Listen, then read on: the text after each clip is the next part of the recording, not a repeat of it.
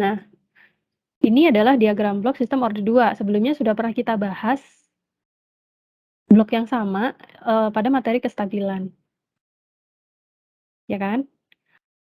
Ini, baru diagram blok closed loop-nya. Berarti kalau kita cari fungsi alih, kalau kita cari transfer function-nya, berarti kita harus, lakukan sesuatu sama blok closed loop ini kan. Kita cari CS per RS. Setelah kita cari ternyata hasil dari CS per RS-nya adalah seperti ini. Nah, ini diingat-ingat ya, dihafalkan kalau perlu. Bentuk umum sistem orde 2. Jadi kalau mau digambar jadinya ya, gambarnya jadi gini ya, tadi apa, omega n kuadrat per S kuadrat tambah 2 zeta omega ns ditambah omega n kuadrat. Ini kita kasih input, ini output. Jadi untuk sistem orde 2 bentuk bakunya seperti ini. Omega n kuadrat per S kuadrat ditambah 2 zeta omega ns ditambah omega n kuadrat. Nah, kalau diperhatikan di sini ada parameter yang memang bawaan dari sistem. Dia punya, kalau S ini kan udah Laplace-nya sendiri ya, jadi nggak termasuk ke parameter. Dia punya omega n, zeta, di sini ada omega n lagi dan ada omega n lagi. Nah, itu adalah parameter penting dalam suatu sistem yang memang bawaan alamiah sifatnya si sistem itu sendiri. Bahwa sistem itu punya rasio peredaman, zeta. Rasio peredaman sistem atau damping rasio ya. Kemudian dia punya frekuensi alamiah tak teredam. Natural, tak teredam, jadi simbolnya omega n. Omega itu adalah frekuensi kan ya. N itu di sini natural. Kemudian ada satu lagi yang tidak ada di sini tapi nanti perlu kita pakai ya, itu adalah omega d. Yaitu frekuensi alamiah teredam. Karena teredam itu adalah damp, maka jadinya omega d.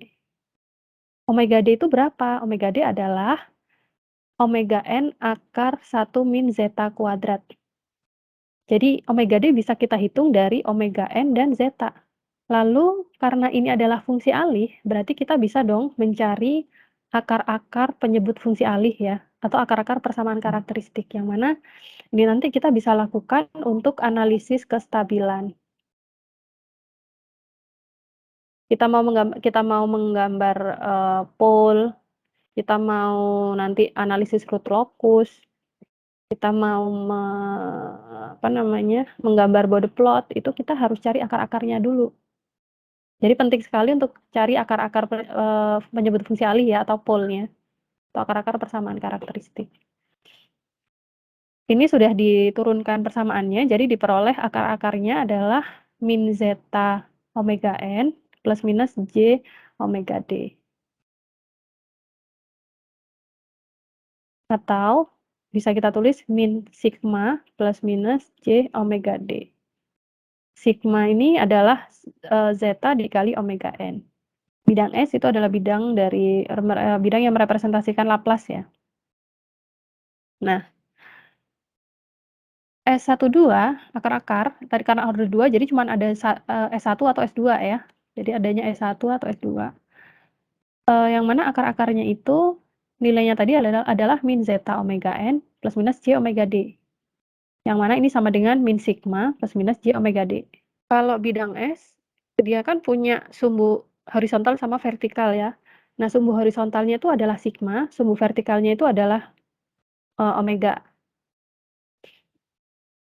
Yang mana kalau kita mau menggambar akar-akar fungsi alih di bidang S, itu kita lihat nilainya dari omega d dan sigmanya. Misal nilainya adalah, saya gambar lagi ya di sini ya. Misal S12-nya adalah min 2 plus minus 3 plus minus J3. Nah, kita bisa gambar ini.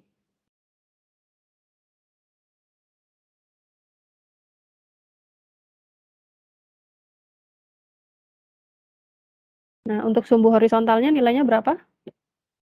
-2, Bu. Min 2. Di sini ya. Ya, sigmanya di sini. Omega D-nya berapa? 3. Omeganya 3 di sini. Nah, itu tinggal kita tarik nih. Nah, titik ini itu adalah pole, akar-akar dari fungsi alih, akar-akar penyebut fungsi alih. Kalau saya kasih titik ya, gini ya. Nah, berarti ini itu adalah omega D, sedangkan ini itu adalah sigma. Ya kan? Nah, kita bisa tarik vektor garis di sini, vektor posisinya, yang mana panjang vektornya itu adalah omega n. Sedangkan dari sumbu horizontal ke omega n itu adalah ada suatu sudut yang kita sebut sebagai theta atau beta, ya, apapun lah pokoknya itu sudut. Theta, sudutnya nanti itu akan kita pakai untuk menghitung kriteria performansi. Jadi gitu ya. Nah, perlu diperhatikan bahwa penggambaran sudutnya itu penggambaran apa namanya di bidang S untuk menentukan sudutnya itu dari apa ini namanya? Kita ambil yang ini ya, yang akar yang ada di atas ya. Jadi pada wilayah ini saja. Akarnya kan ada 2 nih, dan kalau misal dia kompleks berarti kan kompleks konjugat, dia berpasangan. Di sini juga ada sudut, tapi kan sudutnya jadi gini kan, jadi minus gitu. Makanya kita ambil yang sudutnya yang positif ya. Yang mana itu berarti masuk ke wilayah ini. Oke. Ada pertanyaan? Nggak ada? Udah. Selanjutnya untuk karakteristik dinamik sistem orde 2. Nah, kita tadi punya parameter alamiahnya yaitu dia ada apa namanya, zeta dan omega n. Nah, kita bisa melihat karakteristik dinamik dari 2 macam hal ini. Karena memang zeta sama omega n ini kan bawaannya si sistem ya, dia memang, sifat karakter atau, apa ya, sifatnya sistem gitu. Jadi zeta dan omega n akan mempengaruhi perilaku dinamik dari sistem. Misal, dari pengertiannya ya, zeta itu adalah rasio peredaman. Kalau misal suatu sistem zetanya 0, maka akan ada 2 kemungkinan respon transiennya. Yang pertama, dia tidak akan muncul, tidak muncul itu bisa berarti dia 0 nilainya ya, atau yang kedua adalah osilasi. Bayangkan kalau sistem tidak ada rasio peredaman, dia tidak ada, redamannya, berarti osilasi terus kan? Maka gambarnya akan seperti ini nih, ya. Tapi kalau zetanya antara 0 sampai 1, sistemnya kita dikatakan sebagai underdamped atau teredam kurang. Suatu sistem ada peredamannya, ada rasio peredaman, ada nilainya, tapi dia kurang gitu, nilainya kecil misal. Maka dia kemungkinan akan ada lonjakan, ada osilasi, ada apa, eee, simpangan gini ya, tapi lama-kelamaan dia akan stabil. Nah, makanya grafiknya menjadi grafik underdamped seperti ini ya. Lalu kalau overdamped itu dia teredam lebih. Yang dikatakan teredam lebih, zetanya lebih dari 1, maka dia tidak mungkin ada tidak akan mungkin ada, lonjakan seperti ini ya, ayunan seperti ini tidak ada. Dia akan seperti ini bentuknya. Atau bahkan mungkin karena dia terlalu teredam jadi seperti ini, tidak bisa mencapai set point, jadi ada error-nya, bisa seperti itu. Atau ada zeta sama dengan 1, yang mana itu kita sebut sebagai teredam kritis atau critically damped, yang bentuknya seperti ini. Secara teori, critically damped ini mungkin, secara simulasi mungkin ya, tapi secara praktis tidak mungkin agak tidak masuk akal ya, zeta sama dengan 1, untuk menghasilkan suatu sistem yang nilai zetanya sama dengan 1 itu sulit. Gitu. Oke. Terus ada contoh soal nih. Misal ada fungsi alih seperti ini.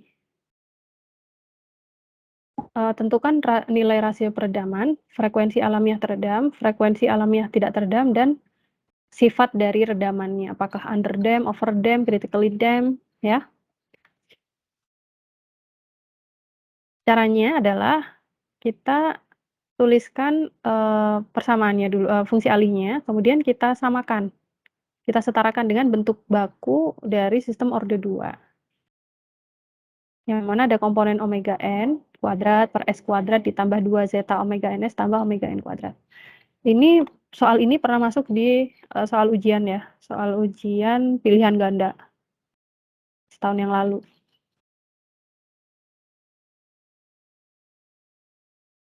Berarti berapa rasio peredamannya? Berapa, kemudian frekuensi alamiah teredamnya berapa? Berarti kan kita mencari apa sih?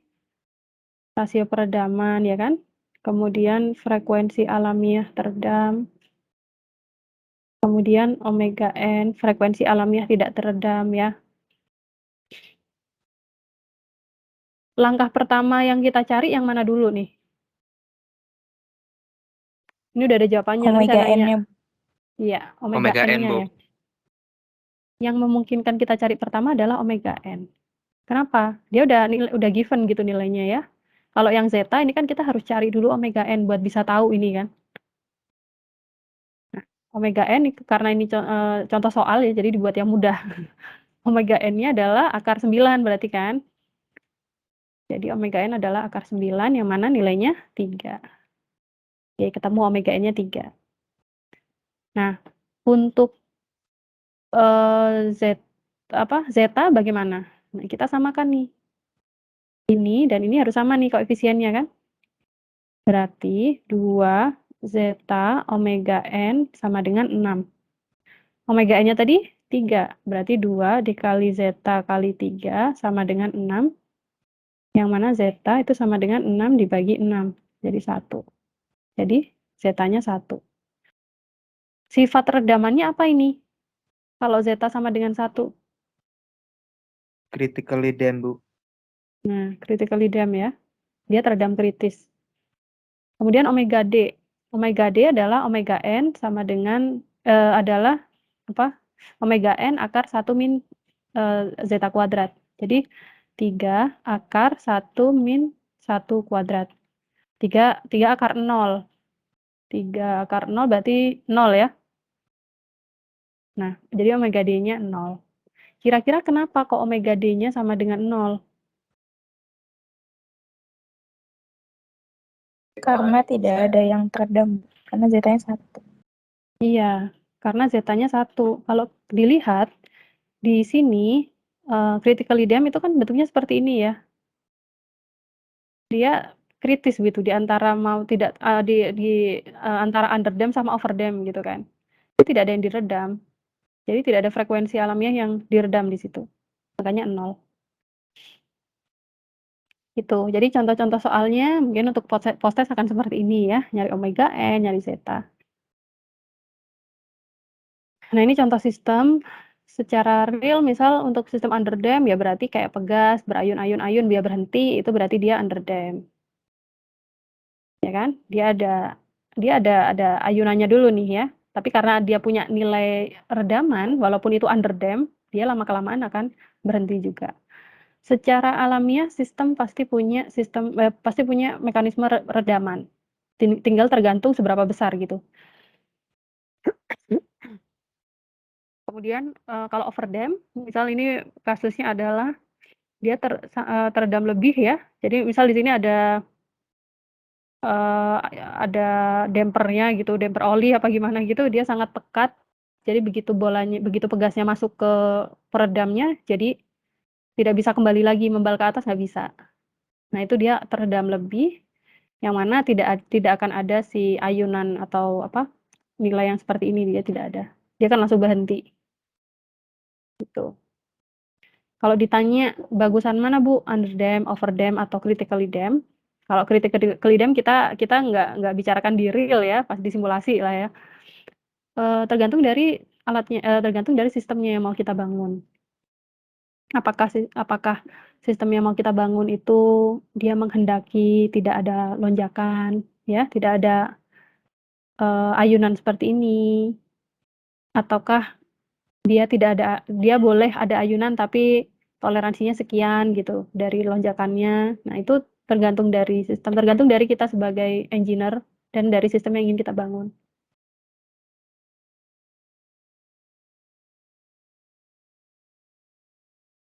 Oke, di sini, di slide ini, setelah ini yang dijelaskan adalah penurunan persamaannya ya, sampai diperoleh persamaan akhir untuk keadaan kurang teredam, keadaan teredam lebih atau teredam kritis. Nanti silakan dibaca ya. Ini hanya penurunan persamaan sih supaya dapat CT. Silakan dipelajari sendiri. Oke, ada pertanyaan nggak untuk respon sistem orde 2?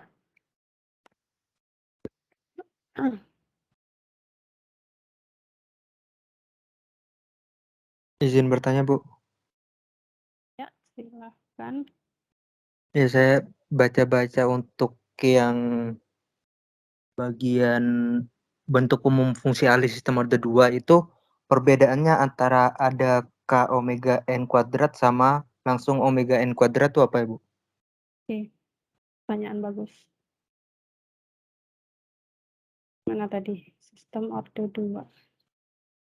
Oke, jadi gini. Kalau di referensi lain mungkin ada yang menuliskan K omega N kuadrat gini ya, Ali ya? Iya, Bu. Nah, ini ada K nih. K di sini adalah penguatan atau gain ya, atau penguatan sistem. Kenapa seperti itu? Karena nyatanya ya, ada di penjelasan di sini itu adalah bentuk baku. Jadi bentuk basic-nya lah ya, bentuk dasar dari sistem orde 2. Kalau misal di sistemnya itu ada nilai penguatannya, ya berarti kita tambahkan K. Bentuk K itu seperti apa? Bisa berupa konstanta. Bisa konstanta ya, berarti bisa 10, 20, 2, 100, min 2, itu adalah K. Atau bisa berupa suatu zero. Misal S plus 1 atau S kuadrat plus 2S plus 2 itu juga K. Nah, tapi kita kan bisa ya dari suatu fungsi alih kita cari bentuk-bentuk dasarnya untuk memperoleh zeta sama omega n. Dan itu akan mempengaruhi nanti untuk analisis kriteria performansi kita. Misal seperti ini. Oh ya, yang dicontohkan di sini tadi. Yang dicontohkan ini kan bentuknya memang sudah dirancang supaya kalian nggak sulit untuk menghitung ya. Makanya omega n-nya atas sama bawah sama, ya kan? Ya nggak? Ini omega n kuadrat per ini, supaya bentuknya tuh baku, supaya kalian mudah untuk langsung memperoleh nilai omega n-nya. Tapi mungkin kalau di praktikum atau di mana ya, atau di kalian menurunkan rumus, kalian akan sering menemukannya begini nanti. 1 per S kuadrat tambah 6S tambah 9. Iya nggak? Iya nggak? Iya, Bu. Misal menemukannya seperti ini. Nah, omega n-nya berapa?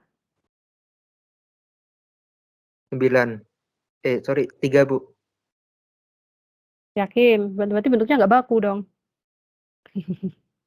Iya, omega n-nya 3.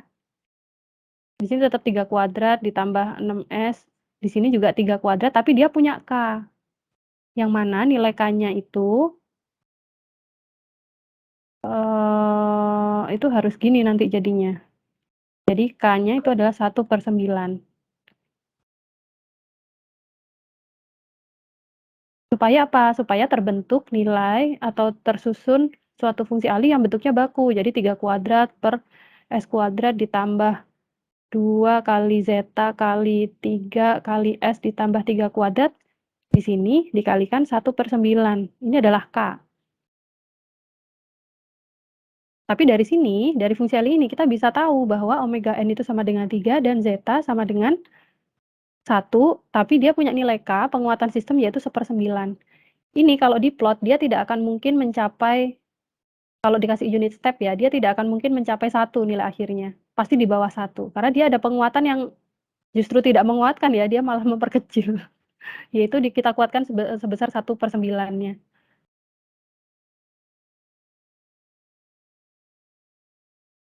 Bisa dipahami, Ali, dan yang lain? Sudah bisa, Bu. Paham. Gitu ya. Ini contoh-contoh yang di sini dibuat seideal mungkin supaya kalian mudah menghitung ya. Tapi kalau kenyataannya nanti kalian pasti akan sering menemukan ini, atau bahkan seperti ini nih, L+2 gitu, jadi ada nilai zeronya.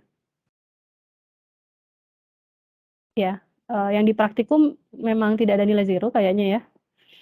Tapi sangat memungkinkan ketika nanti kalian mencoba cari pemodelan itu akan ada zero, akan ada penguatan. Bentuknya tidak seideal ini. Tapi kurang lebih seperti itu ya fungsinya, Kak.